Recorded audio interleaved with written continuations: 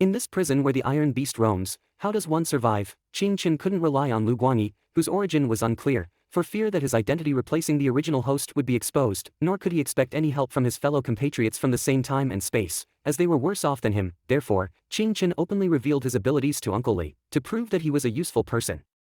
Undoubtedly, Uncle Li was the most transcendent being in this prison. Although his actions were risky, it was the best way out. Uncle Li left leisurely with his hands behind his back. Yi Wan and Big Cat followed him, and Lin Xiaoxiao was nowhere to be seen with a playful smile on his face. Before lunchtime, the food window opened early for Uncle Li. Yi Wan got meals for Uncle Li and Big Cat. Big Cat was eating pickly. At this time, Lin Xiaoxiao popped out from somewhere, kicked off his shoes, and squatted barefoot on the chair opposite Uncle Li's table. Big Cat glanced at him, and Yi Wan frowned and said, "Show some respect in front of the boss." Lin Xiaoxiao rolled his eyes. The boss didn't say anything. "Yi Ma, you're overstepping." Uncle Li smiled and said, "It seems you've gained something."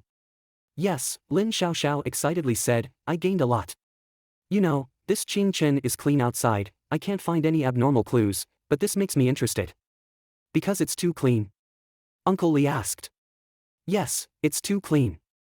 His record shows that he is a high school student from City 18, his parents died in a car accident, he inherited a legacy, no criminal records, no cases, no relatives," Lin Xiaoxiao said. "What's his crime?" Uncle Li asked. "Theft. The record shows that he stole a liquid crystal phone that just met the sentencing criteria," Lin Xiaoxiao said. "You also know that more than half of the people in this 18th prison are serious criminals, usually with a long criminal record or caught by the tax authorities. He, a thief, shouldn't appear in such a place at all."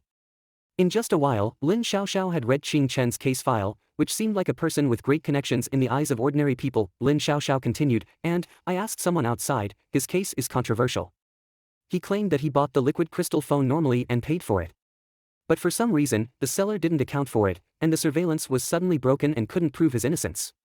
So, once the telephone seller turns back to testify for him, or his payment surveillance video appears, then he can go out immediately. You see, this is such a familiar method. Most people who come to prison to do something are this routine." Uncle Li was thoughtful. "How long was he sentenced?" 6 months, Lin Xiaoxiao answered. "This is probably the shortest sentence in the history of the 18th prison." "Boss, don't you think there's a problem with this? His surname is Qing." The surname Qing was too special in this era. 5 large companies monopolized almost all economic lifelines, one of which was named Qing, and Qing was a rare surname, so if you suddenly meet someone named Qing on the street, you would wonder if the person was from the Qing family. "Continue," Uncle Li smiled. "You also know that the Qing group arranged for a Lu Guangyi to come in before," Lin Xiaoxiao said. "This kind of thing is easy to check. I was just wondering at the time why they wanted to arrange such a small role to come in. What do they want to do?" "I remember that Lu Guangyi," Yi Wan said on the side. "He has always been gathering people." "Yes," Lin Xiaoxiao smiled. "After Lu Guangyi came in, he relied on his sophisticated mechanical limbs to suppress the local forces in the prison all the way, and in just 1 month, he confronted the other 2 factions and formed a tripartite situation. I was wondering at the time, is Qing sending him to unify the 18th prison? Qing knows the boss is here." Yi Wan's implication was that with Uncle Li here, no one could unify this place. Lin Xiaoxiao squinted his eyes and said, "So I was wondering if Qing was crazy, and sent a little shrimp to the 18th prison to make trouble. Until today I realized that Lu Guangyi was here to pave the way for this little guy, Qing Chen. No matter what Qing wants to do, Qing Chen is the main one, and Lu Guangyi is just a runner." At this time, Lin Xiaoxiao was puzzled again. But what do they want in this 18th prison? If this little guy Qing Chen really is a direct line of Qing, why would he be willing to come here? Uncle Li suddenly said, "Qing may be selecting the next generation of shadow." Yi Wan and Lin Xiaoxiao were stunned at the same time. The next shadow? Qing Chen is one of the candidates? So he came here with a mission. A large consortium needs both face and substance. The family head of Qing is the face, and the shadow is the substance. The shadow does all the dirty work, holds heavy authority, and is the master of the underworld of the Qing group, and no one can control it except the family head. However, the selection process for each generation of shadow is extremely cruel, like raising a goo.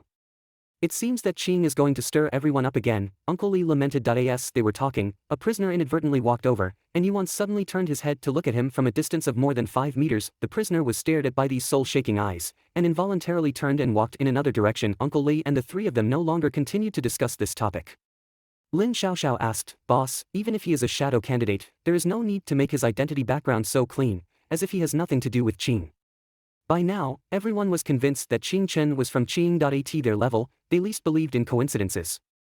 "Unless, there is a bigger secret hidden in Qing Chen's life," Uncle Li said. "Boss, have you guessed something?" Lin Xiaoxiao was curious. Uncle Li shook his head. Just after you said that, I suddenly felt that he looked a bit like someone. Enemy? Or friend? Have Yi Ma and I seen him? Lin Xiaoxiao was curious. Uncle Li said, you haven't seen him, but you will meet him sooner or later. Xiao, if the relationship in this world can be simply divided into friends and enemies, that would be great. As he was speaking, Uncle Li took the gray cat on the table into his arms and gently rubbed the cat's chin. The big cat closed its eyes comfortably and lay lazily on Uncle Li's lap. He said to Lin Xiaoxiao, I'm more interested in this Qing Chen, you go and test his character. Lin Xiaoxiao was shocked. Boss, do you fancy him? He's from Qing. I'm just asking you to test him, not to do anything. Uncle Li laughed. And, isn't it more interesting to snatch people from Qing? But I feel like he's not one of us, Lin Xiaoxiao murmured, staring at his feet. Uncle Li smiled and said, there should be all kinds of people in an organization, tigers that keep the mountain, eagles that see far, wolves that are good at fighting, leopards that are agile, dogs that are loyal, all have their own duties. Lin Xiaoxiao's eyes lit up. Boss, what am I in the organization? Uncle Li thought for a while. A fish that paddles. Yuan said calmly, a shit stirrer. Lin Xiaoxiao.